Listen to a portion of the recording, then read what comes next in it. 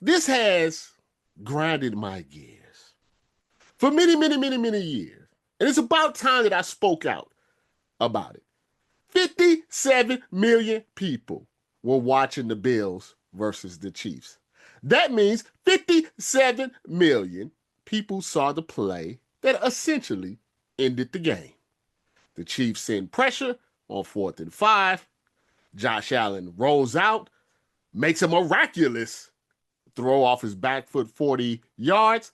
Dalton Kincaid almost, but doesn't quite, catch the ball. In 2025, everybody, fans, media, analysts, YouTubers, TikTokers, Instagram models, whatever, they all have access immediately to video, slow motion video. And everybody likes to break down a play. So, not surprisingly, that's what everybody did. This is what I thought Josh Allen should do. This is what I thought the Chiefs did. This is what the coverage looked like. This is what the blitz looked like. This is what the hot route looks like. Here's what the protection should have been. Everybody had an opinion. Ryan Fitzpatrick, though, former Bill, by the way, and we'll get to that in a minute, decided that he was going to single out one specific individual. A young man, and I was calling him a kid, and I apologize for that. That's just the OG in me talking, named Benjamin Solak, who works for ESPN. Ryan Fitzpatrick, for some reason, decided to single him out specifically. And he went on Twitter and he said, I really like your passion and knowledge for the game, but sitting in your comfortable swivel chair with the heater on in the house and the clicker in hand makes the game very, very easy. It pissed me off. And I tell you why. Ex-athletes have an entitlement issue. They're narcissists. They have this thinking that just because they played the game, that they're better than everybody else. They often use that as a crutch to discredit and demean actual journalists. They often use phrases like, oh, you're just sitting in your mama's basement. Oh, you're just sitting in your swivel chair. Oh, you never set foot on the court or on the field, so you can't give an opinion on something. It's disgusting. And you know why? Because frankly speaking, a lot of these ex-athletes are some of the worst analysts in the country. They're some of the worst analysts in the country. They are routinely wrong. They're routinely and consistently pushing narratives that aren't true. They have personal agendas, personal vendettas that they use TV and radio and podcasts to push across. Former NBA players told me with a straight face that Nikola Jokic was a stat pattern. And the only reason that he won MVPs was because he wasn't black. These were ex-NBA players. Ex-Hall of Famers told me that Caitlin Clark was overrated. These are what Hall of Famers said. In not many industries, you can be bad at your job and then go on to a job trying to tell people how they should be better at it.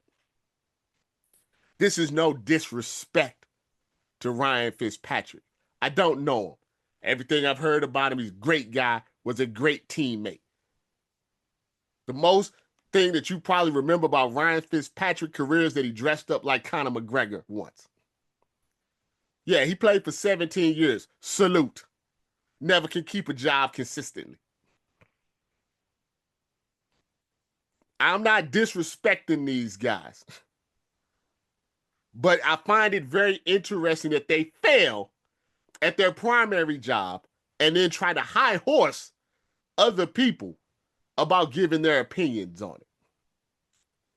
That really isn't how things should work. If an engineer built a office building and it collapsed, I don't think you would see him on Engineering Today telling people how to build a skyscraper. But that's what happens in sports. And let's be honest and unbiased. Most of these athletes hate the media while they're playing. But the day that they retire, they go looking for a media job. It's damn near impossible for a black man in media who has not been a professional athlete to get a job on television, national television. Besides Stephen A. Smith, what other black man do you see regularly on ESPN that's not a former athlete? Besides Michael Wilbon, who's been there for like 100 years. Or FS1. How many black media men do you see on those shows that aren't ex-athletes?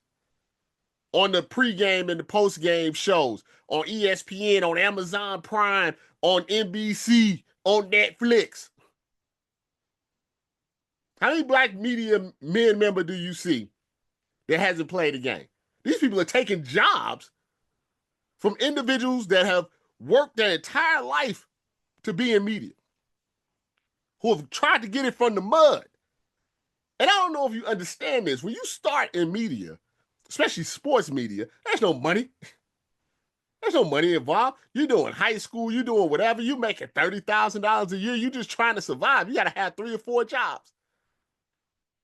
But someone like Jason Witten can just come off the street, get $7-8 million to be terrible? And you want to high horse us?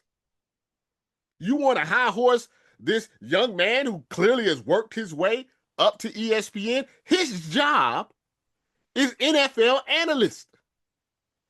Oh, and don't get me started on Ryan Leaf. Oh my God. Ryan Leaf, and I can't believe this. Ryan Leaf said this man should be beat up, physically assaulted, for giving his take on a play that everybody was giving their take on. He said his address should be leaked. He wanted him doxxed for giving his opinion. Ryan Leaf, who has had more chances in life than anybody in the history of America. Ryan Leaf busted out of the NFL. Went to jail 19 times. Went to rehab 150 times. Every time he comes back, he gets put on the Dan Patrick Show. Every time he comes back, somebody gives him a podcast. Every time he comes back, somebody gives him a TV show. Every single time. Opportunity after opportunity after opportunity. Fails up. And you have the audacity to say you want to beat up somebody for giving their opinion on a play that everybody gave them? The audacity of it all. Who the hell do you think you are? Who the hell do these athletes say? You're not better than me. You don't necessarily know more than me. Who do you think you are? This is ridiculous.